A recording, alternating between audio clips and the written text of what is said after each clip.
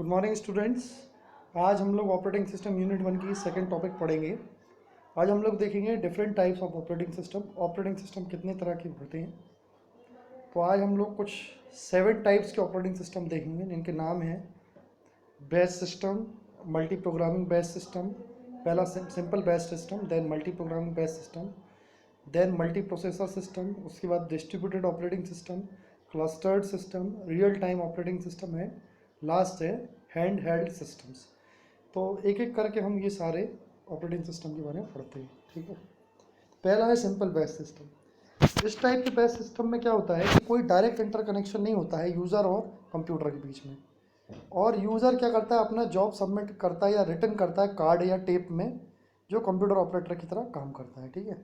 उसके बाद ये कंप्यूटर ऑपरेटर जो है, ये बहुत सारे मतलब बैच को सेवरल जॉब्स में प्लेस कर देता है ऑपरेटिंग इनपुट डिवाइस में।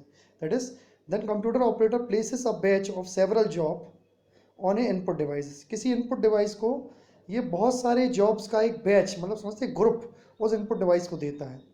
Jobs are batch together by types of language and requirement.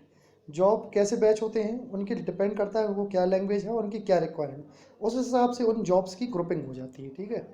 Then a special program the monitor manages the execution of each program in a batch. फिर एक special programme होता है जैसे कि मॉनिटर, वो manage करता है और एग्जीक्यूशन देखता है प्रोग्राम का बैच में कैसे हो रहा है, ठीक है।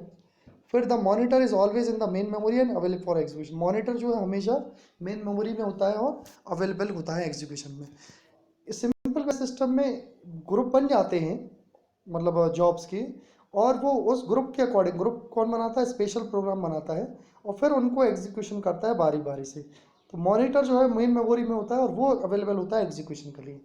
ये सिंपल बैच सिस्टम था। अब हम देखते हैं मल्टी प्रोग्रामिंग बैच सिस्टम क्या होता है।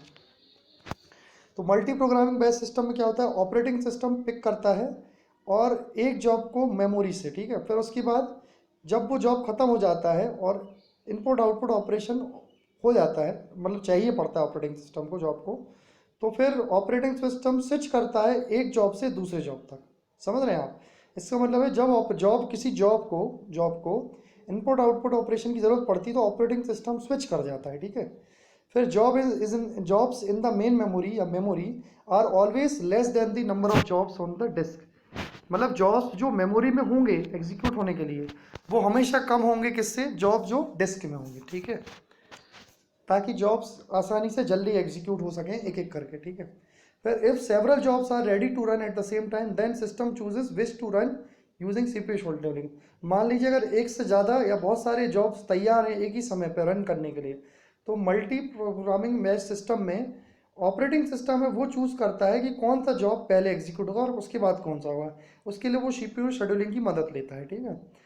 जबकि नॉन प्रोग्राम में मल्टी प्रोग्रामिंग सिस्टम में ऐसे कुछ मोमेंट्स आ सकते हैं, मतलब अगर ये नॉन मल्टी प्रोग्रामिंग सिस्टम होता तो फिर सीपीयू आइडल भी हो सकता है किसी में उसमें, मगर इसमें ऐसा नहीं होगा। सीपीयू कभी भी इसमें आइडल नहीं होता और वो कीप प्रोसेसिंग हमेशा एग्जीक्यूट करता रहता है प्रोसेस को, ठीक है। अब हम देखते हैं मल्टी प्रोसेसर सिस्टम क्या होता है, ये देखेंगे हम लोग। मल्टी प्रोसेसर सिस्टम में सेवरल प्रोसेस शेयर करते हैं same physical memory, common physical memory, और ये हाई कंप्यूटेशन पावर और स्पीड प्रोवाइड करता है क्योंकि इसमें बहुत सारे प्रोसेसर एक साथ कंटिन्यू में लगे रहते हैं। फिर सारे जो प्रोसेसर होते हैं वो सिंगल ऑपरेटिंग सिस्टम के द्वारा कंट्रोल होते हैं, ठीक है। ये इंपॉर्टेंट पॉइंट्स थे मल्टी प्रोसेसर सिस्टम के। जनरली ये हाई कंप्यूटेशन के लिए यूज़ होते हैं मल्टी प्रोसेसर ऑपरेटिंग सिस्टम, ठीक है। नेक्स्ट हम लोग देखेंगे डिस्ट्रीब्यूटेड ऑपरेटिंग सिस्टम क्या है। डिस्ट्रीब्यूटेड ऑपरेटिंग सिस्टम में क्या होता है कि इसमें क्लाइंट सर्वर जैसा मॉडल होता है, मतलब एक कंप्यूटर में या एक सीपीयू में ऑपरेटिंग सिस्टम इंस्टॉल रहता है और वो बहुत सारे प्रोसेसर उससे कनेक्टेड रहते हैं, और वो सभी प्रोसेसर इसी ऑपरेटिंग सिस्टम में, जो मेन ऑपरेटिंग सिस्टम जिसको सर्वर बोलेंगे जहाँ वो इंस्टॉल्ड है, उसके द्वारा कंट्रोल होती है, और बाकी सबको क्लाइंट बोला जाएगा, ठीक है। तो इसमें भी दो टाइप के हैं, एक क्लाइंट सर्वर मोड सिस्टम है जो मैंने अभी आपको बताया, दूसरा है peer to peer system. Peer to peer मतलब सिंगल होते हैं इसमें, ठीक है।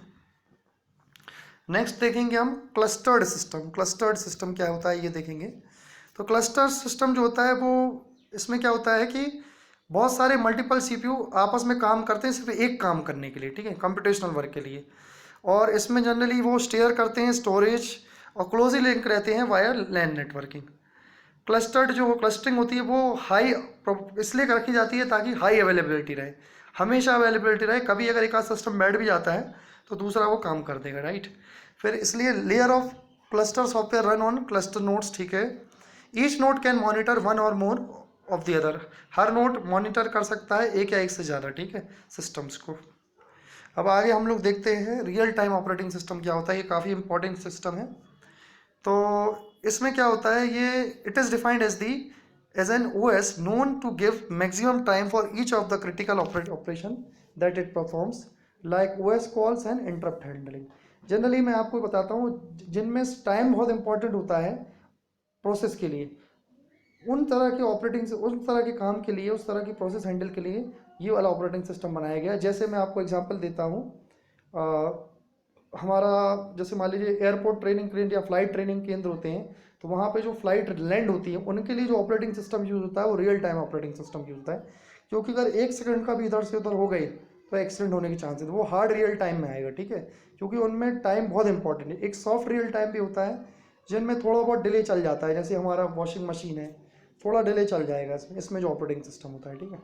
लास्ट है हमारा hand held system. Hand held system मतलब जो हाथ में जो डिवाइसेस यूज़ होते हैं, अपन हाथ में उठा सकते हैं, उनमें जो ऑपरेटिंग सिस्टम यूज़ होता है उनको हैंड हेल्ड सिस्टम कहते हैं। जैसे हमारा PDA है, मोबाइल है, सेलुलर टेलीफोन्स हैं, और जिनमें इंटरनेट भी यूज़ होता है, और ये साइज़ में लिमिटेड होते हैं और इनमें स्मॉल अमाउंट ऑफ मेमोरी होती है, 100 प्रोसेसर होते हैं। इनसे ज़्यादा बड़ा आप कंप्यूटेशन पावर टास्क नहीं करवा सकते, स्मॉल टास्क करा सकते हैं। तो ये हमने 7 ऑपरेटिंग सिस्टम पढ़े आज। तो नेक्स्ट टॉपिक में हम लोग नेक्स्ट क्लास में कुछ और नया देखेंगे। आज के लिए इतना काफ़ी है, थैंक यू।